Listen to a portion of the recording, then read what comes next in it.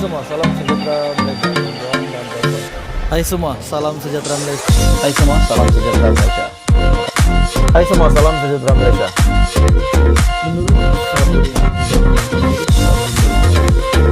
Hai semua, salam sejahtera Malaysia.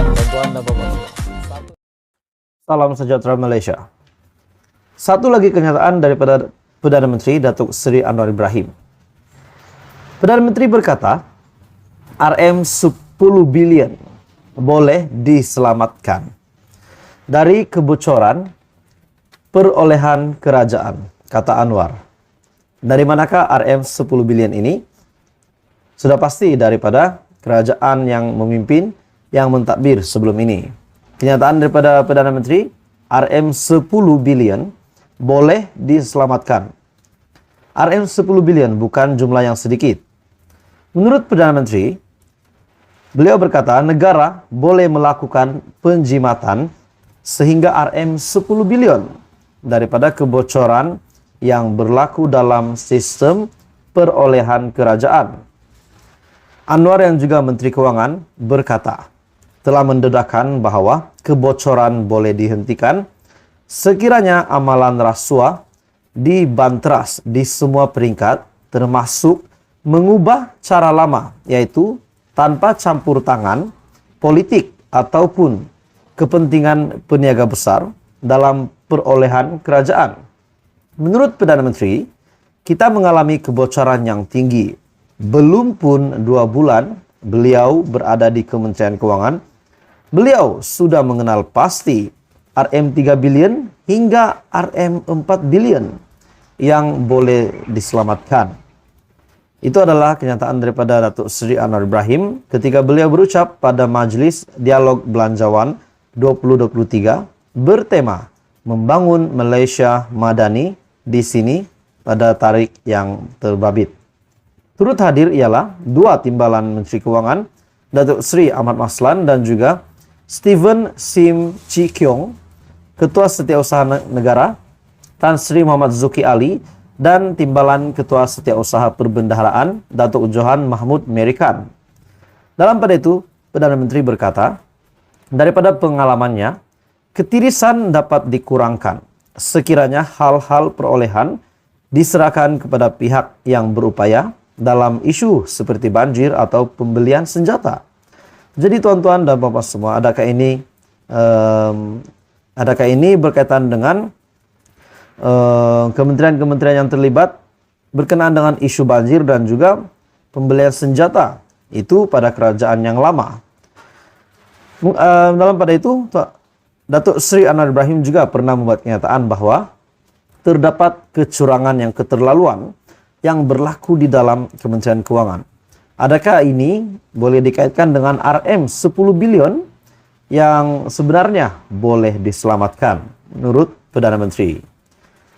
Datuk Seri Anwar Ibrahim berkata, biarkan urusan yaitu perolehan untuk tentera udara, laut dan darat dipertanggungjawabkan, mengusulkan jenis barangan terbaik dan runding antara kerajaan tanpa campur tangan dari politik atau kepentingan peniaga.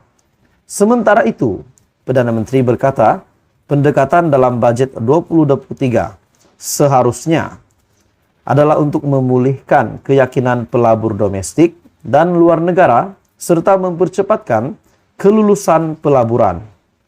Memberikan contoh satu usul untuk memperkenalkan ladang organik oleh sebuah syarikat yang mengambil masa 2 tahun mendapat kelulusan. Anwar berkata, perkara seperti itu perlu dihentikan kerana ekonomi hijau merupakan keutamaan untuk kemampanan ekonomi. Semakan semula bajet 2023 akan dibentangkan pada 24 Februari ini di Dewan Rakyat. Ini pasti satu pendedahan yang mengejutkan setelah Datuk Seri Anwar Ibrahim berkata, RM 10 bilion sebenarnya boleh diselamatkan dari kebocoran perolehan kerajaan. Salam sejahtera Malaysia, tuan-tuan dan puan-puan. Seperti yang kita tahu, bekas Perdana Menteri Ismail Sabri Yaakob telah membuat satu kenyataan di mana dilaporkan bekas Perdana Menteri tersebut telah menyifatkan saranan Menteri Ekonomi Rafizi Ramli meminta orang ramai tidak mengunjungi restoran dan kedai makan yang menawarkan harga makanan dan minuman yang tinggi sebagai tindakan tidak bertanggung jawab menurut bekas Perdana Menteri tersebut. Dan pada akhirnya Rafizi Ramli yang juga timbalan Presiden PKR. Dan pada akhirnya Presiden PKR sendiri yang juga Perdana Menteri pada hari ini, yaitu Datuk Seri Anwar Ibrahim. Menurut Perdana Menteri, harga bahan mentah, kita dengar pandangan Ismail Sabri. Itu adalah kenyataan daripada Perdana Menteri. Kerajaan Perpaduan sentiasa berusaha untuk menyelesaikan isu kenaikan harga bahan mentah yang menjadi fokus utama pentadbiran, kata Perdana Menteri Datuk Seri Anwar Ibrahim. Malah Perdana Menteri berkata, sekiranya dibuat perbandingan, beliau mengakui menteri-menteri yang dilantik di bawah pentadbirannya lebih bersungguh-sungguh dalam menyelesaikan isu yang berbangkit. Oke, saudara-saudara semua, dengan kenyataan bekas Perdana Menteri, yaitu Ismail Sabri Yaakob, yang telah menyifatkan kenyataan daripada Menteri Ekonomi hari ini, yaitu Rafizi Ramli, adalah tidak bertanggung jawab.